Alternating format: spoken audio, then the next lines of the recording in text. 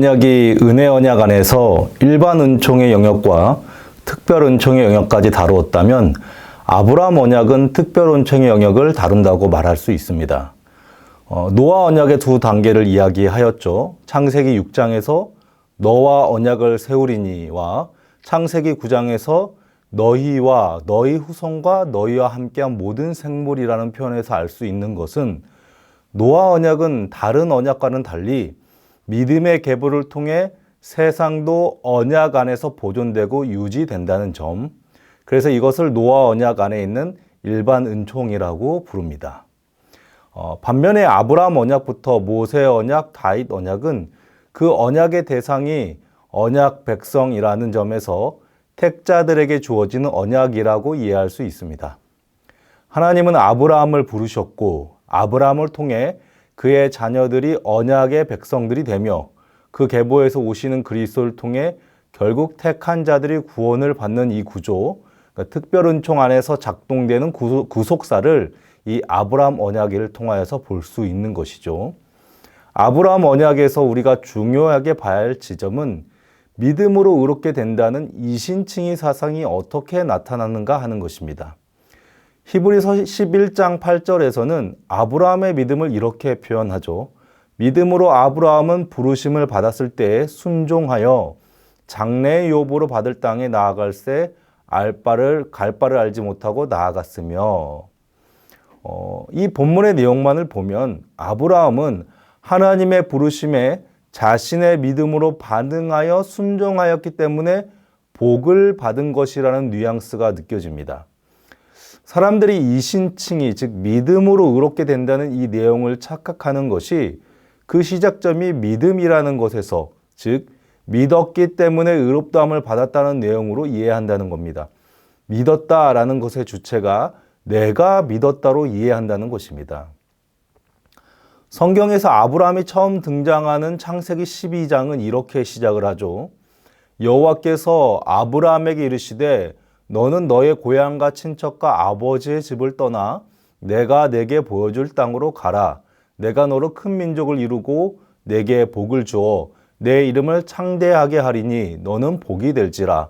너를 축복하는 자에게는 내가 복을 내리고 너를 저주하는 자에게는 내가 저주하리니 땅의 모든 족속이 너로 말미암아 복을 얻을 것이라 하신지라. 자, 여기서 우리가 알 수 있는 사실은 하나님께서 아브라함을 부르셨을 때 아브라함은 어떤 상태였는가 하는 겁니다. 아브라함은 자신이 살던 지역에서 홀로 의로운 자로 살았던 사람이었을까요? 본문은 여기에서 어떤 단서도 제공하지 않죠. 단지 하나님이 부르셨고 아브라함이 순종하였다는 것 정도만 알 수 있습니다. 그러나 사도 바울은 아브라함의 이 부르심에 대해서 이신칭의 사상을 이야기합니다. 로마서 4장 3절을 보면 아브라함이 하나님을 믿음에 그것이 그에게 의로 여겨진 바 되었느니라 이렇게 이야기합니다. 이신칭의에서 이 믿음이 과연 어떤 믿음인가 하는 것을 잘 살펴봐야 합니다. 하나님의 구원 역사에서 사람의 행위, 공로가 전혀 없다고 우리는 알고 있는데 성경은 믿었던 이것을 의롭다 여김 받았다라는 이것을 통하여서 마치 무언가 믿음이라는 행위가 있었던 것처럼 이야기하고 있는 것입니다. 여기서 중요한 단서가 로마서 4장 5절에서 나오는데요. 이를 아니하실지라도 경건하지 아니한 자를 의롭다 하신 이를 믿는 자에게는 그의 믿음을 의로 여기시나니, 바울 사도는 아브라함의 상태를 어떻게 묘사하냐면 경건하지 아니한 자, 즉 불경건한 자라고 말하고 있는 것입니다. 앞선 노아의 사례를 본다면 노아는 당대의 의인이요 완전한 자로 평가를 받았습니다. 그리고 노아가 그럴 수 있었던 이유를 하나님께 은혜를 입었기 때문이라고 말씀을 드렸죠. 그런데 아브라함의 사례를 보면은 하나님이 아브라함을 찾아오셨을 때까지도 아브라함은 불경건한 자였다는 겁니다. 여호수아 24장에서는 이것을 더 구체적으로 표현합니다. 옛적에 너희의 조상들 곧 아브라함의 아버지 나홀의 아버지 데라가 강 저쪽에 거주하여 다른 신들을 섬겼으나, 그러니까 아브라함은 하나님을 알지도 못하였고 오히려 고향인 갈대 우르 사람들처럼 전혀 차이가 없는 우상 숭배를 하는 삶을 살았을 때 하나님이 아브라함을 부르셨다고 성경이 진술하고 있는 겁니다. 아브라함 언약의 특징이 바로 여기에서 나타납니다. 주권적인 하나님의 선택. 칼빈 교리에서는 이것을 무조건적인 선택이라고 말하죠.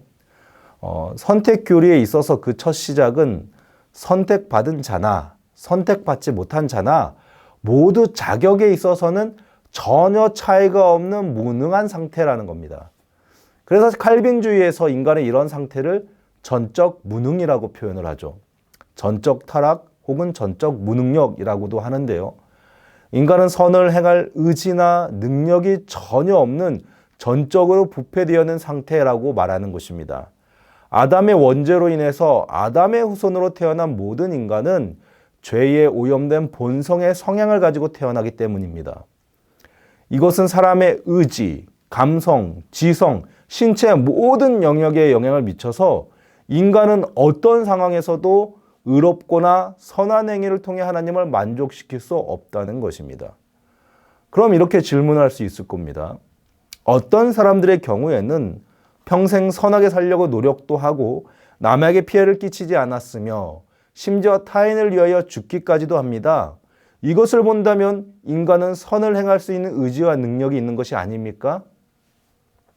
자, 물론 어느 정도 인간은 자율적으로 선과 의로운 일들을 행할 수 있습니다. 왜냐하면 인간은 하나님의 형상으로 지음을 받았기 때문입니다.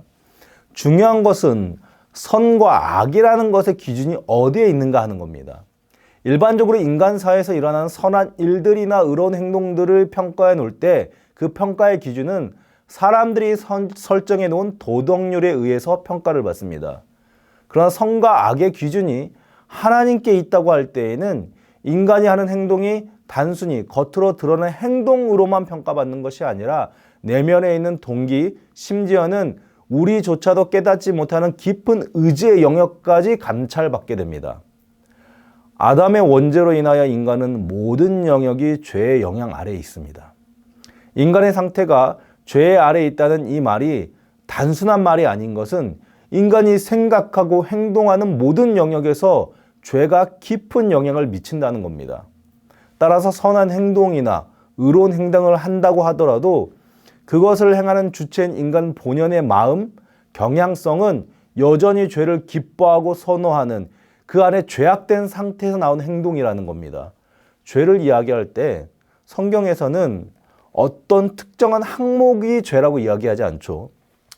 또한 죄는 많고 적음의 차이에서 그 죄의 유무가 결정되지도 않습니다. 아주 작은 죄의 동기라도 있다면 그것조차도 죄가 되는 겁니다.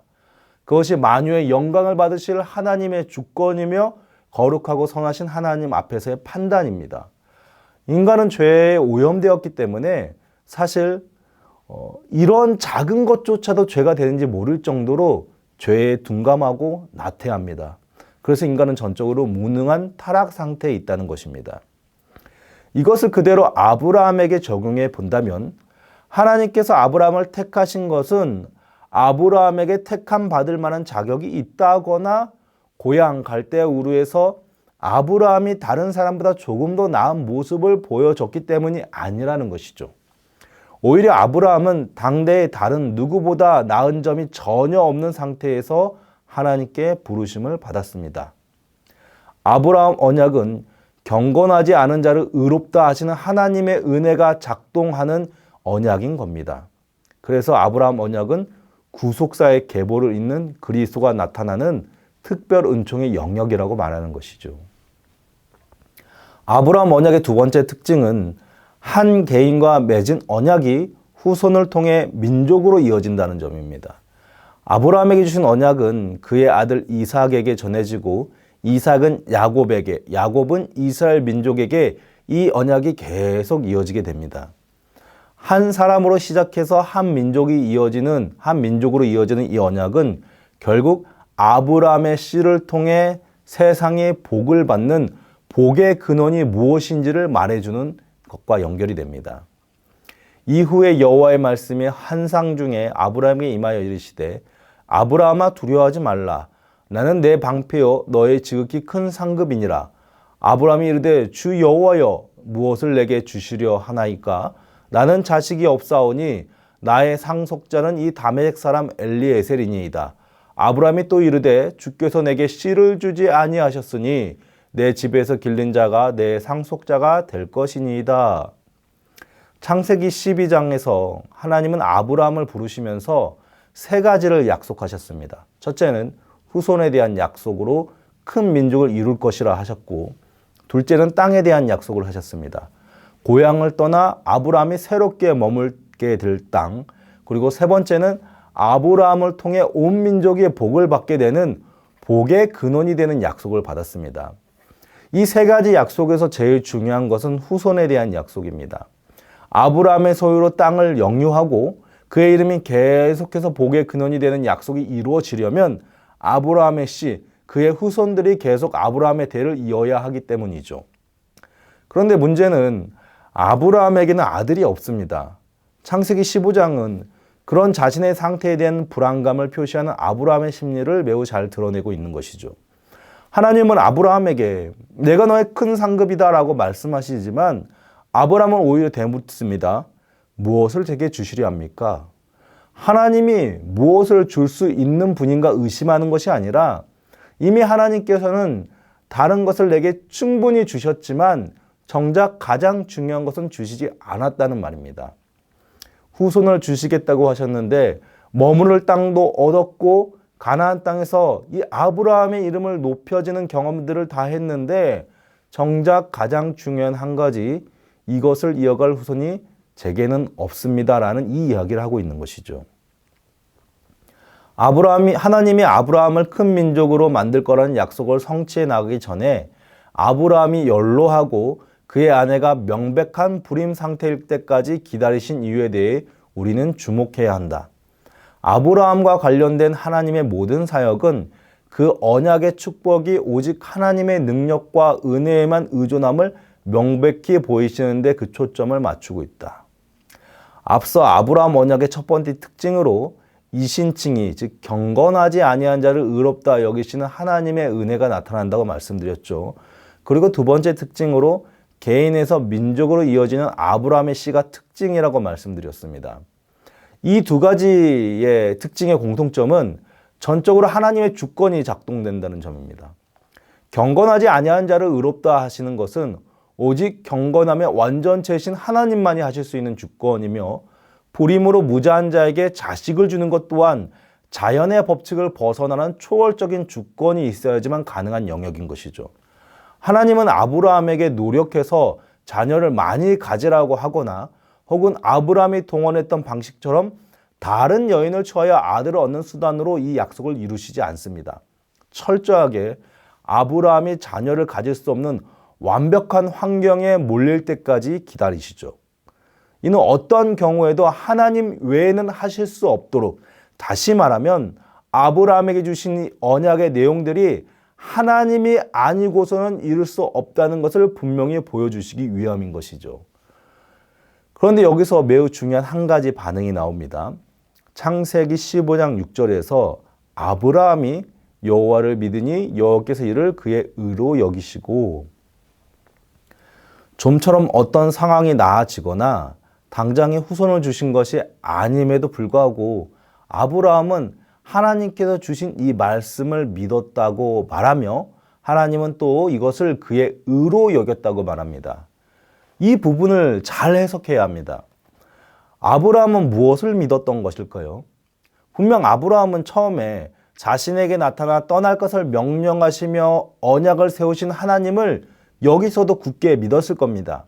비록 상황은 점점 나빠져서 과연 자신이 자식을 가질 수 있을까?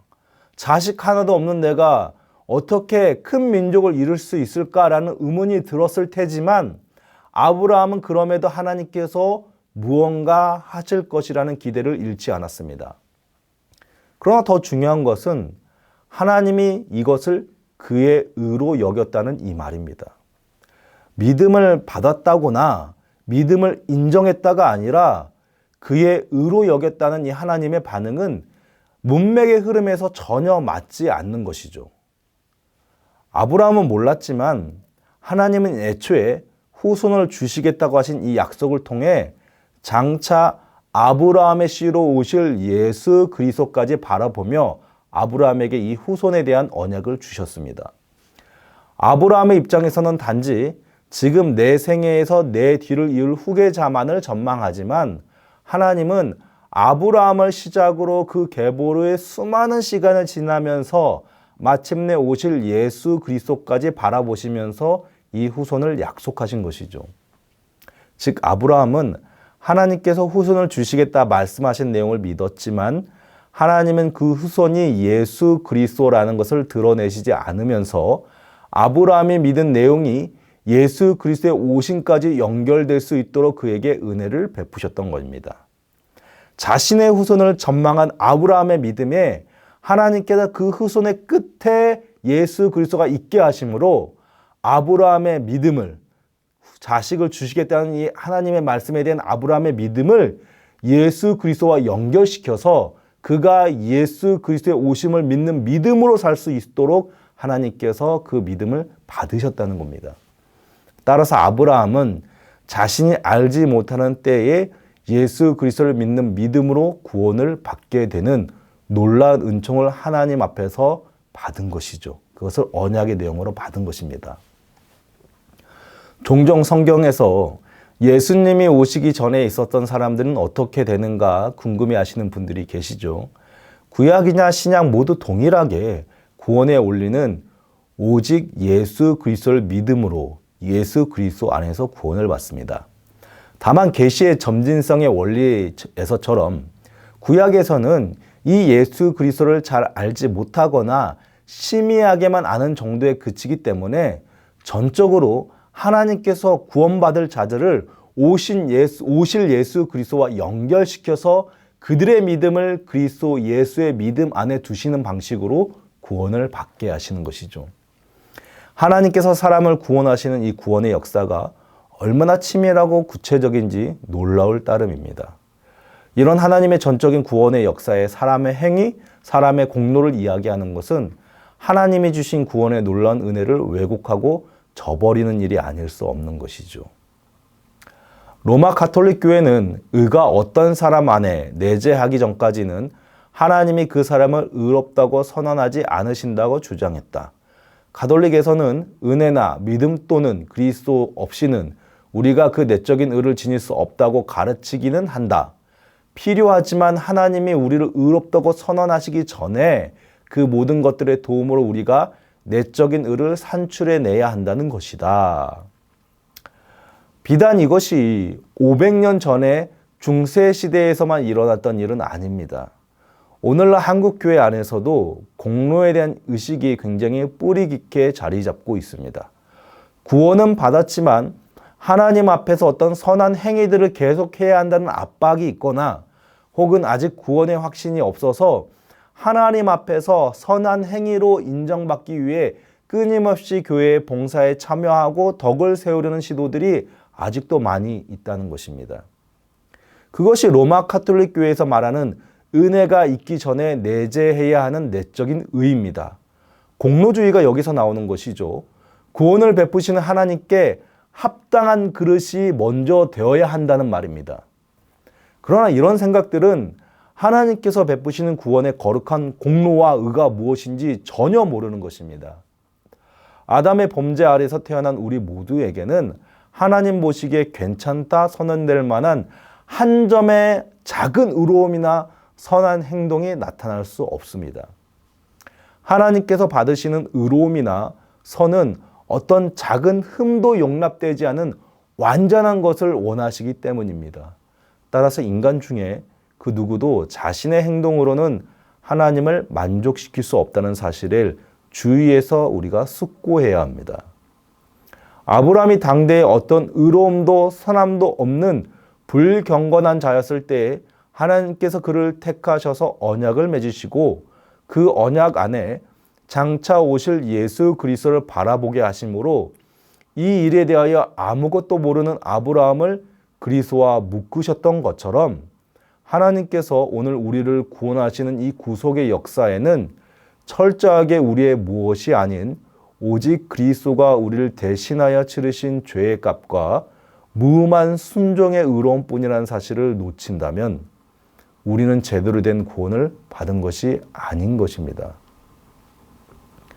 그렇다면 인간 편에서는 어떠한 것도 할 것이 없는가? 인간 편에서는 어떠한 반응도 없는 것인가? 하나님이 다 이루신 구원이기 때문에 우리는 아무것도 하지 않아도 되는가? 오늘날 어떤 이들에게는 이런 무조건적인 하나님의 선택의 은혜가 마치 내가 이미 구원을 받았고 구원이 확정되었기 때문에 마음대로 살아도 되는 것처럼 해석되기도 합니다. 하나님의 말씀을 따라 고향을 떠난 아브라함의 행동은 부르심의 시작은 하나님 편에서 시작되었지만 그 부르심의 순종으로 옮긴 행동을 보인 것은 아브라함이었습니다. 약속을 주신 하나님을 믿은 것도 아브라함이었죠. 이런 언약의 그 대상자들의 반응은 언약 안에서 공통적으로 동일하게 나타나는 패턴이 있습니다. 노아는 완전한 자로 묘사되었죠. 하나님이 먼저 은혜를 주었을 때 노아는 의롭고 완전한 자로 살았습니다. 다윗은 하나님 앞에 마음이 흡족한 자로 평가받으면서 그의 믿음이 하나님 앞에 인정을 받았죠. 또 모세는 하나님의 부르심을 받아서 순종하여서 이스라엘 백성들을 애굽에서 출애굽시키는 인도자의 역할을 하였습니다.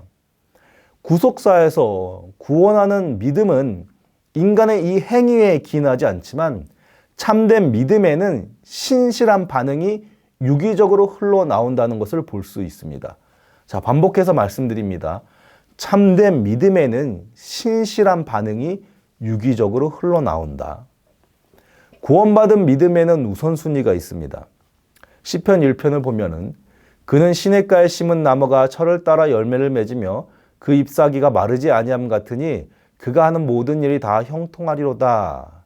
자, 여기서 시냇가에 심은 나무가 철을 따라 열매를 맺는 것이 참된 믿음에 따른 신실한 인간의 반응으로 볼 수 있습니다. 자, 그렇다면 이 나무가 어떻게 철에 따라서 열매를 맺을 수 있을까요? 열매를 맺을 수 있는 근본적인 이유가 무엇일까요?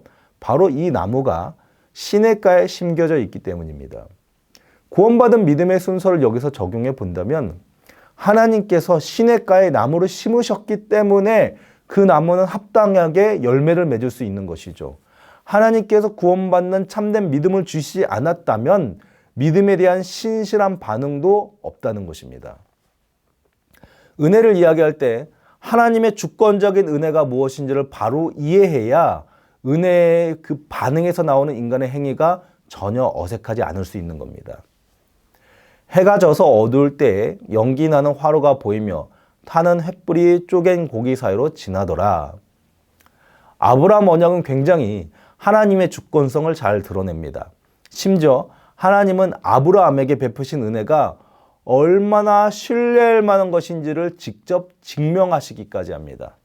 창세기 15장 17절은 하나님께서 아브라함에게 자신의 약속이 어떤 무게를 가지고 있는가를 보여주신 내용입니다.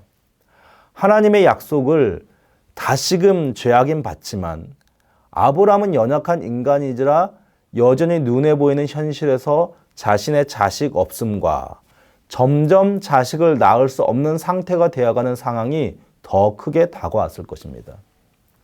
아브라함뿐만 아니라 우리 모두는 이런 연약함을 가졌죠. 따라서 우리의 믿음으로 구원을 이룰 수 없는 이유가 바로 여기에 있습니다. 믿긴 하지만 완전한 신뢰를 나타낼 수 없는 상태가 우리의 모습인 겁니다. 그런데 하나님은 이런 아브라함을 보시면서 연약함을 질타하시기는커녕 직접 자신이 신뢰를 증명하는 모습으로 아브라함 앞에 나타나시죠. 쪼갠 고기 사이를 지나가는 이 행동은 고대 근동 지방에서 행해진 언약의 특징을 잘 드러냅니다. 쌍방 간의 언약을 맺을 때 그 언약의 무게를 약속하는 의미로 언약을 맺은 당사자가 그 모두 쪼갠 고기 사이를 지나갑니다.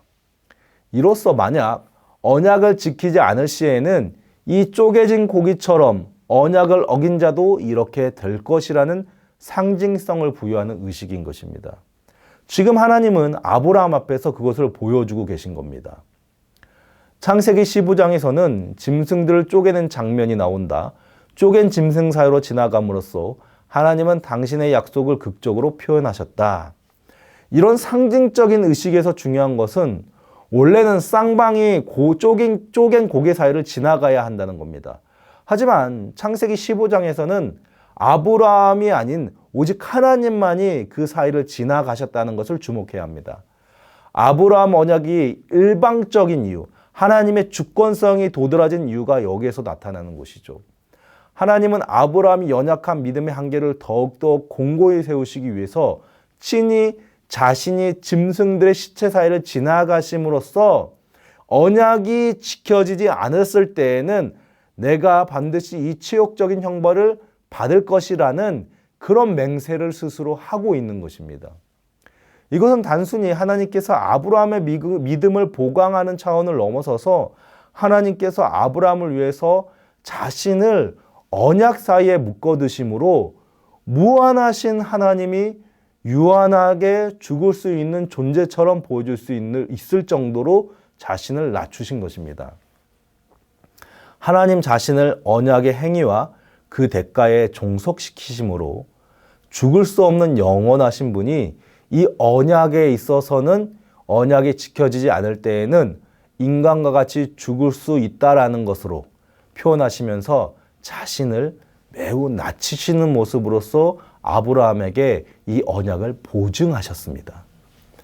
하나님께서 주신 언약이 얼마나 큰 가치를 가지고 있는가를 알 수 있는 대목이죠. 인간 세상에서 행해지는 언약은 쌍방성으로 혹은 서로 간의 우열의 수직으로 지위를 조건으로 체결이 됩니다. 그래서 심이 있는 자가 강요하여서 심이 없는 자에게 억압하는 방식으로서 언약을 체결하지만 하나님께서는 만물의 근원이 되시는 분으로서 인간과 언약을 체결하시면서 또 그것을 보증하시기 위하여서 자신이 가장 낮은 자리로 낮춰주시는 것까지 하심으로써 아브라함에게 이 언약에 대한 이 모든 내용을 보증하셨다는 겁니다. 그런 의미에서 하나님의 언약은 무조건적인 은혜의 언약인 것입니다. 철회할 수 없는 하나님의 은혜라는 말이 무슨 뜻인지 분명하게 드러나는 것이죠. 자신을 걸고서 맹세하신 하나님의 언약은 하나님 자신조차도 반드시 그 언약을 지키시도록 제한을 걸어두신 정도로 우리에게 은혜를 베푸시는 완전한 은혜의 언약이라는 것입니다. 그렇다면 하나님은 왜 이토록 아브라함이 하나님을 온전히 신뢰하도록 그의 믿음을 강화시키셨던 것일까요? 웨스민스터 신앙고백 7장을 보면 그 언약에 의하여 주님은 죄인들에게 예수 그리스도로 말미암아 생명과 구원을 값없이 주셨다. 그러나 그들이 구원받도록 하기 위해서 그리스도를 믿는 신앙을 그들에게 요구하시고 생명에 이르도록 작정되어 있는 모든 자들에게 그의 성령을 주시어 그들로 하여금 기꺼이 그리스도를 믿을 수 있게 하실 것을 약속하셨다. 이 내용을 살펴보면 하나님은 우리의 의지로 이 구원에 참여하기를 원하시는 것을 알 수 있습니다. 하지만 우리의 자유로운 의지 자체가 하나님을 기뻐하거나 주신 은혜에 합당하게 반응할 수 있는 수준이 되지 못하기 때문에 하나님은 우리의 의지 안에 성령을 통해 예수 그리스도를 믿게 하시는 믿음을 주셨습니다. 하나님은 믿음을 요구하시지만 영생을 주시고 정하신 모든 이들에게 당신의 성령을 주시어 성령을 통하여서 그들로 하여금 믿게 하심을 통하여서 하나님이 주신 이 믿음에 반응하게 하는 겁니다. 하나님은 조건을 정하시고 특정인들로 하여금 그 조건을 만족시킬 수 있게 모든 것을 직접 예비하시고 이끌어 가시는 것이죠. 따라서 우리는 하나님의 언약 안에서 전적으로 하나님께 빚진 존재들입니다. 전적인 하나님의 은혜 안에서 우리가 하나님의 언약 백성이 되는 것이죠. 우리의 믿음은 주신 믿음으로 하나님을 신뢰하고 믿는 것입니다. 애초에 주신 믿음이 없었다면 우리의 의지는 어떠한 경우에도 자발적으로 하나님을 믿거나 그분이 주신 약속들을 신뢰하지 못합니다. 하나님은 주신 믿음을 근거로 반응하도록 우리를 바꾸어 놓으시고 실상은 당신이 전부 하셨음에도 불구하고 우리의 아주 작은 반응, 마치 아브라함처럼 연약하여 끊임없이 불신할 수밖에 없는 그런 가운데서도 하나님은 자신을 신뢰하게 만드는 그 모든 과정을 통해서 아브라함의 믿음을 강화시키고 그 믿음을 믿게 하였다는 그 믿음을 믿었다는 그 믿는 모습을 보시면서 그 작은 믿음의 모습을 귀한 믿음으로 받으시는 것입니다. 오늘날 예수 그리스도를 통해 구원받은 우리에게도 여전히 하나님의 말씀 안에서 지켜 행할 것에 그 신실함에 대한 요구는 계속 요구되어집니다. 사실상 우리는 이미 하나님께서 완전하게 이루어 놓으신 믿음 안에 있기 때문에 하나님의 그 신실하심을 알고 그분의 그 신실하심을 신뢰하도록 요구받는 것입니다. 그러니까 우리의 믿음, 우리의 의지로 하나님을 믿으라고 요구받는 것이 아니라 이미 하나님께서 모든 것을 다 이루어 놓은 믿음 안에서 그 믿음을 주시고 그 믿음을 가지고 하나님을 신뢰하도록 하나님께서 주신 그 은혜에 신실하게 반응하도록 요구받는다는 것입니다. 하나님의 자발적 낮추심으로 인하여서 언약이 이루어지고 또 그것을 보증하시는 과정에서도 자신을 낮추시는 방식으로 아브라함의 이 믿음을 강화시켰던 것처럼 하나님은 오늘 우리에게도 이미 완성하신 구원의 날마다 그 구원의 은혜에 참여할 수 있도록 은혜를 베풀어 주시고 우리의 믿음을 강화시키심으로써 우리가 하나님께서 베푸신 은혜에 반응할 수 있도록 역사하신다는 것이죠. 추가로 아브라함의 언약을 통해서 하나님의 택하심에 대해서 살펴볼 때 하나님은 아브라함의 씨에서 난 이스마엘은 약속의 씨로 인정하지 않으셨다는 것을 봐야 합니다. 이스마엘이나 이삭이나 동일하게 아브라함의 씨이지만 반드시 언약 안에서 태어난 자라야 약속의 씨가 될 수 있는 겁니다. 이것은 이삭 때에서도 마찬가지로 나타나죠. 에서와 야곱이라는 쌍둥이 아들들이 태어납니다. 둘 다 이삭과 리브가 사이에서 태어난 아들임에도 불구하고 태에서부터 하나님께서 택함을 받은 야곱이 언약 안에서 태어난 자로 인정을 받습니다. 로마서 9장을 보면 조금 더 직접적인 표현이 나타나는데요. 기록된 바 내가 야곱은 사랑하고 에서는 미워야 했다 하신가 같으니라. 에서와 야곱은 쌍둥이였고 둘 다 한 아버지 한 어머니 밑에서 태어난 자들입니다. 그러나 하나님은 이들이 태어나기도 전에 이들이 어떤 의지를 갖고 선이나 악을 행하기도 전에 판단을 내리시죠. 어떤 측면에서는 조금 과하다 싶은 느낌도 듭니다. 종종 우리는 누구는 선택하시고 누구는 유기하시는 하나님의 이 모습이 강압적이고 잔인한 하나님으로 들릴 때가 있습니다. 그래서 어떤 사람들은 이런 하나님의 주권적인 선택을 비난합니다. 흔히 칼빈의 예정론이라고 하는 그 택한 자들을 미리 예정하신 이 사실에 대해서 어떤 사람들은 어떤 자비의 은혜도 느낄 수 없는 독단적이고 무례하고 독재적인 하나님의 모습으로 이해하기도 합니다. 그러나 우리가 여기서 주목할 것은 버림받음에서 주목하는 것이 아니라 야곱을 생각해 보는 겁니다. 선택받은 야곱을 생각해 보는 것이죠. 야곱은 평생 자기 의지로 산 인물이죠. 그가 살아온 생의 흔적을 보면 에서보다 낫다고 할 수 있는 대목은 전혀 없습니다. 그럼에도 하나님은 아브라함에게 주셨던 언약을 이삭에게 또 이삭에게 주셨던 언약을 야곱에게 이어지게 하심으로 그가 어떠하든지 하나님의 언약 안에서 약속의 씨로 살 수 있도록 강하게 붙들어 주시죠. 하나님의 택하심은 선택을 받은 자들과 선택을 받지 못한 자들을 나누고 줄세우는 잔인성이 아니라 사실 그 누구도 하나님께 선택을 받을 수 없다는 점에서 아무도 자격이 없었음에도 하나님은 그 가운데 일부를 택하셨다는 점에서 바라봐야 하는 겁니다. 더하여서 한 번 택하신 자들은 어떻게든 하나님의 백성으로 인정하시고 끝까지 붙잡아 주시는 그 신실하심을 기억해야 하는 것이죠. 심지어 자신을 낮추시면서까지 그 언약을 신뢰하게 하시고 평생을 하나님을 펴하여 살았던 자들이 할지라도 용납하시고 용서하신다는 점에서 하나님의 주권적인 선택이 가지는 은혜를 이해할 수 있는 것이죠. 그리고 이것이 장차 그리스도 예수 안에서 혈통적으로 아브라함의 후손이 아니라 영적인 아브라함의 후손으로 그 영역을 넓혀 주심으로 오늘 우리가 육적으로는 아브라함의 후손이 아님에도 불구하고 예수 그리스도 안에서 이 영적인 아브라함의 후손을 되게 하심으로써 우리 모두를 언약의 백성들 안에 들어올 수 있게 하셨다는 점을 생각해 볼 수 있는 것이죠. 사실 우리는 아브라함과 이삭과 야곱과는 전혀 상관이 없는 존재들이 있는데 그리스도 안에서 약속의 백성이 되었다는 것이 얼마나 큰 은혜인가 생각해 볼 수 있는 것입니다. 마지막으로 할례 의식을 이야기하면 세례와 할례는 유사하다. 둘 다 언약의 표지이며 정결케 됨의 표지이다. 이들 둘 다 그 자체가 무슨 효력을 지니는 것은 아니다. 의식은 인생의 순종에 근거한 것이 아니다. 우리의 순종은 어떤 율법의 행위도 하기 전에 우리를 구원해 주신 분께 대한 감사의 반응이다. 하나님은 아브라함에게 언약의 표지로서 할례를 행할 것을 명령하시죠. 그리고 이 할례는 앞으로 아브라함의 모든 후손들에게는 반드시 행해야 하는 지점으로 작용합니다. 그런데 여기서 이 할례가 의미하는 것이 무엇인가를 생각해야 합니다. 할례는 거룩과 구별의 상징입니다. 할례를 했다고 해서 실제로 거룩해지는 것이 아닙니다. 상징이죠.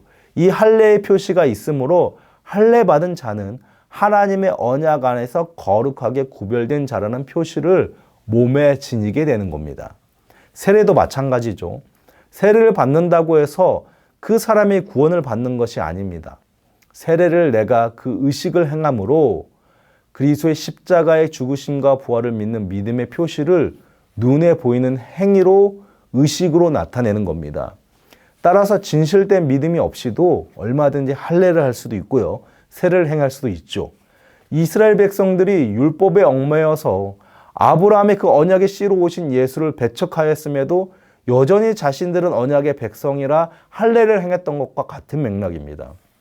따라서 오늘날 우리는 육적인 할례를 할 필요가 없는 겁니다. 그리스도를 통해 이 언약은 완성되었기 때문에 우리는 오히려 할례가 아니라 그리스도와 함께 죽고 사는 세례를 통해 하나님께 나아가 하나님께 나에게 베푸신 그 언약의 내용을 기억하며 그 속의 은혜를 누리는 데 참여할 수 있는 것이죠. 자, 오늘 배운 내용을 정리합니다. 아브라함 언약의 특징 두 가지. 첫째, 불경건한 자를 경건한 자로 택하신 하나님의 무조건적인 선택이 있다. 둘째, 두 번째는 언약의 씨로 오실 예수 그리스도가 예표된 특별 은총의 언약이라는 점이다. 이 두 가지를 잘 기억하셔야 합니다. 하나님은 아브라함에게 세 가지를 약속하셨습니다. 후손, 땅, 복의 근원이 되는 약속을 주셨는데 이 모든 것의 핵심은 언약의 씨인 후손에 대한 약속입니다. 이 후손은 곧 예수 그리스도를 의미하기 때문이죠. 아브라함은 이 내용을 몰랐지만 하나님께서는 그의 믿음을 오실 그리스도와 묶으셔서 그가 예수 그리스도 안에서 구원받게 하셨습니다. 하나님은 아브라함에게 베푸신 언약의 그 주권성을 드러내시기 위해서 아브라함이 절대로 후손을 볼 수 없는 환경까지 기다리셨습니다. 아브라함은 언약을 받았지만 끊임없이 불신하고 무너지는 환경에 있었습니다. 그것이 그의 믿음의 연약함이죠. 따라서 아브라함의 믿음이 언약의 조건이 아니라는 것을 알 수 있는 것입니다.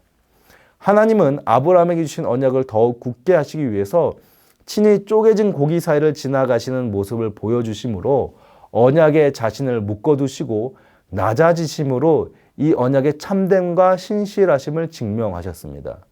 이것을 우리에게 적용할 때 그리스도의 낮아지심으로 우리는 구원의 은혜를 입었다는 것과 따라서 우리의 믿음이 연약해질 때마다 주께서 어떻게 우리에게 이 은혜를 베푸셨는가, 그리스도의 그 낮아지심과 죽으심을 기억하면서 모든 것을 하나님의 주권적인 은혜 아래에서 이루신 이 신실하신 하나님을 다시 묵상하고 붙잡아야 한다는 것입니다.